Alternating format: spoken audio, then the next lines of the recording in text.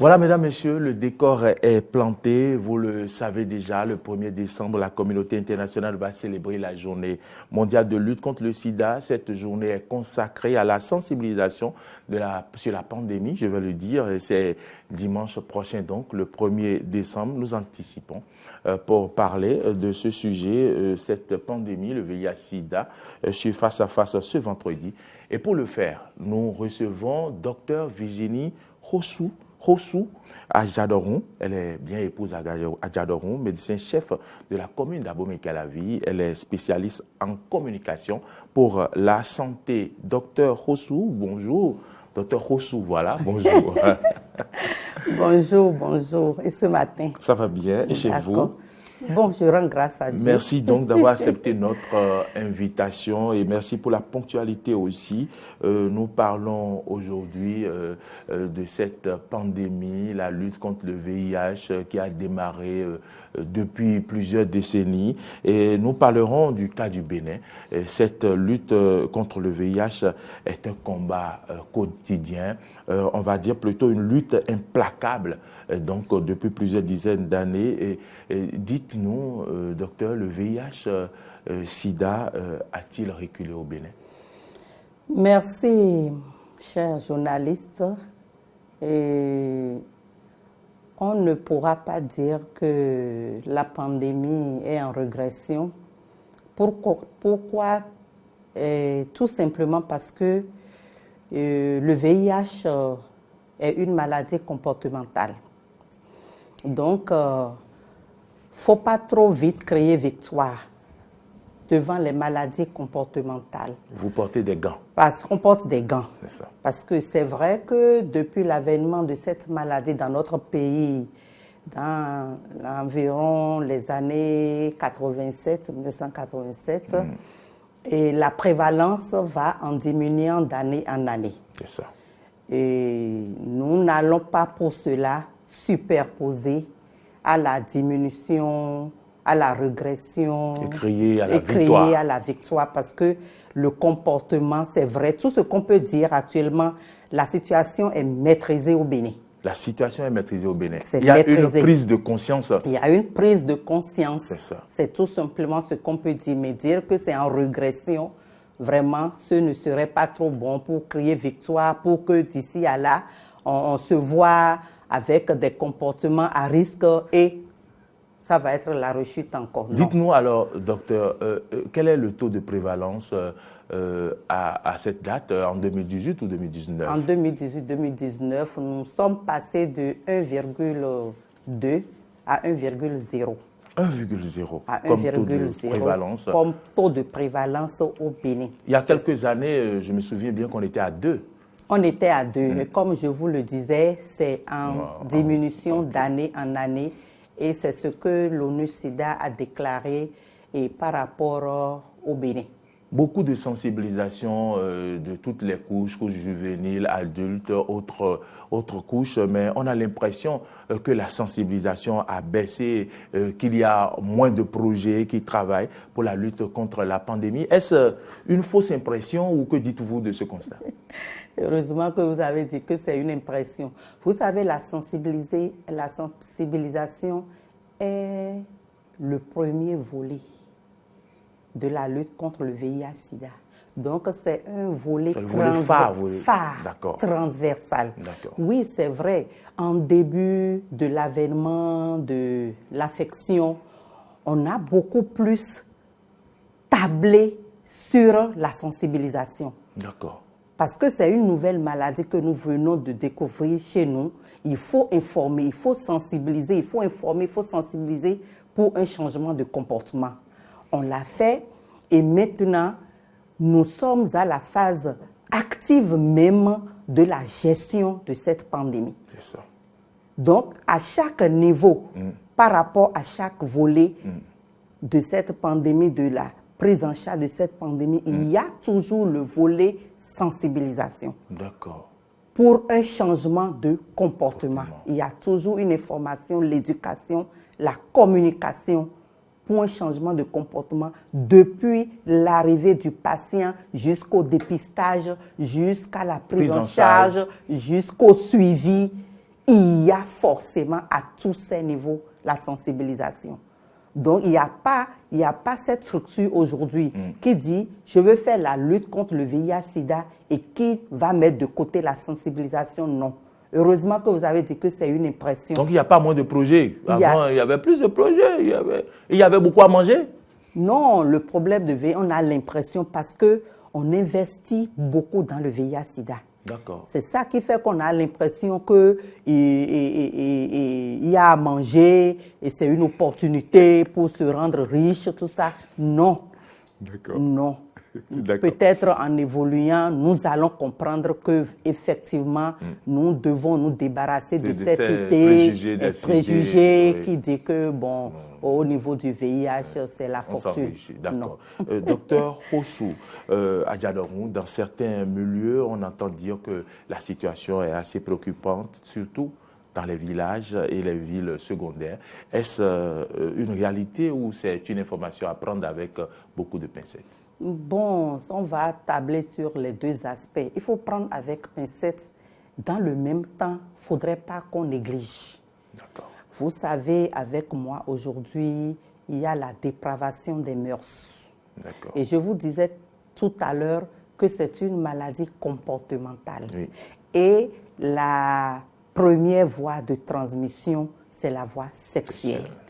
Donc, vous voyez, là où il y a la dépravation des mœurs et où on ne peut pas contrôler les comportements sexuels, on peut le dire. Mais aujourd'hui, il y a la décentralisation au niveau de toute la chaîne et au cœur de cette lutte. Et c'est aujourd'hui considéré comme une affection de développement et c'est plurisectoriel. Donc voilà ce qui en est en fait. Et on peut parler maintenant de la prise en charge. Comment se déroule la prise en charge aujourd'hui de ces personnes vivant avec le VIH au Bénin? Vraiment, je ne pourrais pas aborder cet aspect sans dire merci au président de la République. Et à son épouse, les deux ont pris en main le problème du VIH.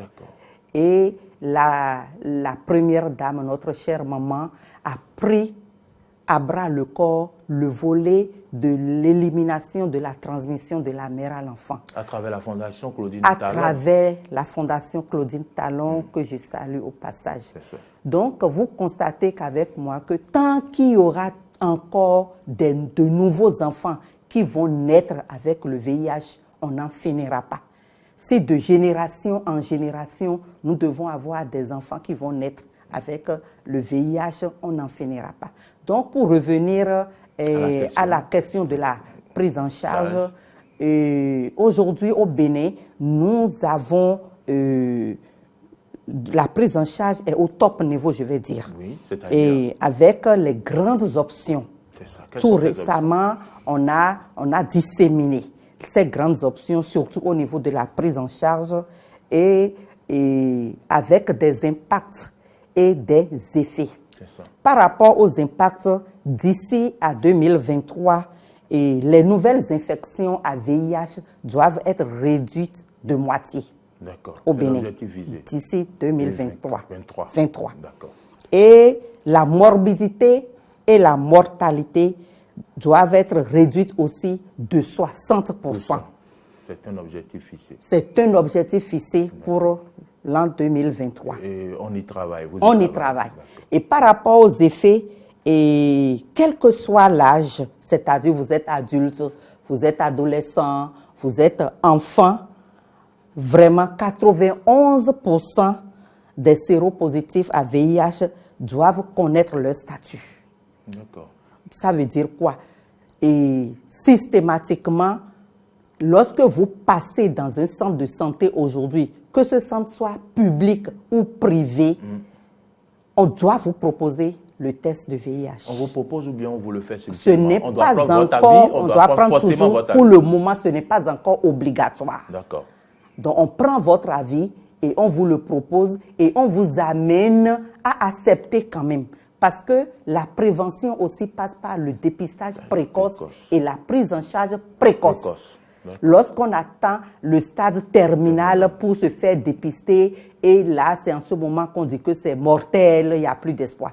Mais dès que vous faites précocement votre dépistage et on vous prend précocement et on commence le traitement précocement, vous vivez comme toute autre personne. Il existe des centres, je ne sais pas si c'est le lieu d'en parler, où les malades vivant avec le VIH sont invités et on les suit. Je vais dire, on les suit. Bien sûr. On leur donne des médicaments, on leur donne les suivre, médicaments et vraiment depuis l'avènement de ce gouvernement, et nous devons dire merci à notre cher papa Patrice Talon, qui a tout fait, et à notre ministre aussi, le professeur Mpati Benjamin, qui suit. Il n'y a plus de rupture. C'est ça. Il n'y a plus de... Vous n'entendrez plus des PVV qui veulent marcher, des PVV qui ne sont pas contents, PVV, des personnes vivant avec le VIH. Donc, on va revenir au volet. Je disais que par rapport aux effets, j'avais dit que 91% d'ici 2023 des séropositifs doivent connaître leur statut. Et 82% des PV-VIH, des personnes vivant avec le VIH, doivent être mis sous ARV. ARV, c'est-à-dire les antirétroviraux. C'est ça. Donc, c'est les médicaments que nous utilisons aujourd'hui pour quand même maîtriser la maladie. Okay. Parce que depuis, les chercheurs sont en train de chercher à trouver des médicaments pour guérir, mais pour le moment, on a trouvé des médicaments qui maîtrisent. Mais les chercheurs africains, les Béninois disent aussi qu'ils ont trouvé des remèdes et tout. Qu'est-ce qu'il en est? Vous n'en avez pas connaissance? Leurs remèdes ne sont pas utilisés? Je vais finir avec les effets et on va y revenir. Le temps passe très vite. D'accord, je vais vous répondre alors. Par rapport parce que c'est une question qui est sur toutes les antennes, partout dans les rues. Et on dit même que les agents de santé ne veulent pas travailler en collaboration avec les héboristes, ces personnes-là qui... Pas du tout. Au Bénin, vous allez au ministère, il y a une direction pour la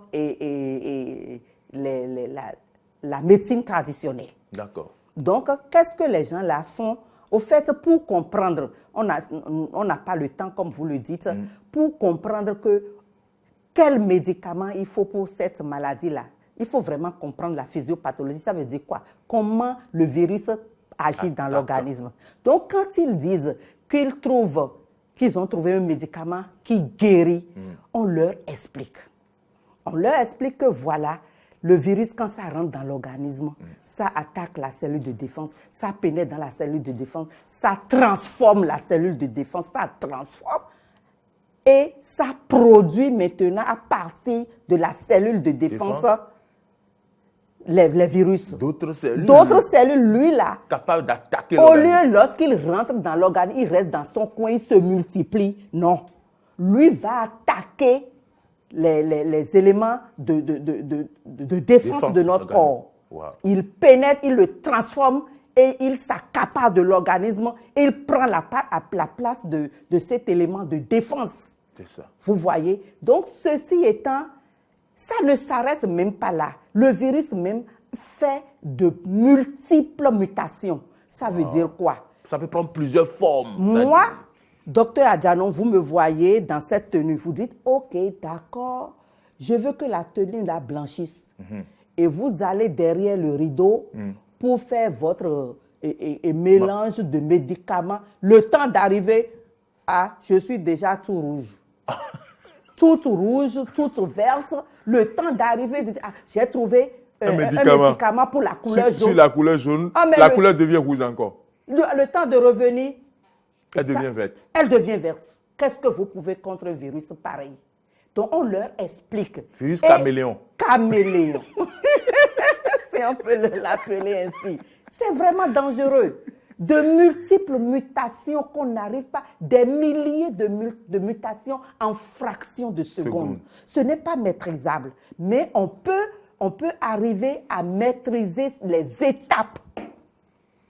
Cette étape de mutation, de multiplication, de réplication, de duplication, on peut maîtriser. C'est ce à quoi les ARV s'en tiennent aujourd'hui. Donc, on leur dit, d'accord, vous avez guéri le VIH, amenez vos patients que vous avez traités, déclarés guéris, ils les amènent, on refait le test qui demeure toujours positif. Donc eux-mêmes, actuellement, ils ont compris et nous-mêmes, nous avons compris que ce n'est que la main dans la main que nous pourrons travailler. Ce n'est pas du fatalisme. On ne sera pas fatigué. Il n'est pas fatigué, nous-mêmes, nous ne serons pas fatigués. Les chercheurs y veillent, ne dorment pas. Les tradithérapeutes y veillent, ne dorment pas. Et la main dans la main, moi, j'ai espoir qu'un beau jour, nous allons trouver le remède contre le VIH. Que les herboristes ne dorment pas. Qu'ils ne dorment pas. Si on fait le test et si c'est encore positif, qu'ils ne dorment pas. Tout est possible. Le temps passe tellement vite. Vous avez eu à dire des choses très intéressantes sur ce plateau. Nous avons envie de vous inviter encore pour qu'on parle d'autres aspects. Avec puisque plaisir, le mois de décembre, j'ai beaucoup de choses à dire aux téléspectateurs très bien, que je n'ai pas pu en 15 minutes. Ça s'est vite passé. Très bien. On promet de vous inviter à nouveau pour que nous puissions parler d'autres aspects. Est-ce que vous avez quand même des conseils à prodiguer en quelques secondes? Oui, il y en aura toujours comme conseil à nous tous. Prenons désormais des comportements sexuels responsables, des comportements sexuels à moindre risque. Et vraiment, tout le monde au Bénin, cherchons à connaître nos statuts sérologiques. C'est la meilleure manière de la prévention, ça. Je connais mon statut sérologique, je sais que je suis séronégatif et je le demeurerai à vie. Je le demeurerai jusqu'à ma mort. Je suis séropositive, alors là, je vais tout faire pour me prendre en charge et ne pas contaminer d'autres personnes et vivre aussi longtemps que possible que mon Dieu me l'a donné. Surtout qu'aujourd'hui, les dirigeants de notre pays prennent en compte tous les aspects de la prise en charge, l'aspect médicamenteux, l'aspect psychologique, l'aspect nutritionnel, l'aspect insertion communautaire et que vraiment un jour, nous puissions briser le mythe qu'il y a autour du VIH-Sida et qu'on puisse parler du VIH-Sida comme on peut parler facilement « je suis hypertendu, je suis diabétique » et que vraiment, en tant que toute maladie chronique, nous pourrons parler aisément du VIH. Brisons le tabou en allant au dépistage, brisons le tabou en proposant le dépistage dans notre famille. Le père de famille prend l'exemple, la mère de famille suit, les enfants suivent et tout le monde dans une famille doit connaître son statut sérologique. C'est le conseil que j'ai à donner à la veille de cette journée internationale du sida. C'est touchant vos propos. Et j'espère que les Béninois qui sont câblés sur Diaspora FM, sur Eden TV, vous ont suivi. Nous avons reçu pour vous aujourd'hui Dr Virginie Hossou Ajaroun, médecin-chef de la commune d'Abomey-Calavi, spécialiste en communication pour la santé. Elle a opiné sur cette question de lutte contre le VIH-Sida, cette pandémie qui ravage, mais dont le taux est à 1,0 au Bénin. Mais nous ne devons pas nous réjouir très tôt, a-t-elle dit. Il faudrait encore davantage prendre des précautions pour continuer la lutte. Le 1er décembre, c'est bien sûr la célébration donc de la journée mondiale de lutte contre le VIH. Nous en avons parlé à cette occasion ce vendredi 29 novembre 2019. Merci à toutes et à tous de nous avoir suivis. Docteur, merci encore d'être venu. Merci, c'est moi. Et je vous souhaite un très bon week-end et à très vite, docteur. Merci, pareil à vous aussi. Merci beaucoup. À bientôt. À bientôt.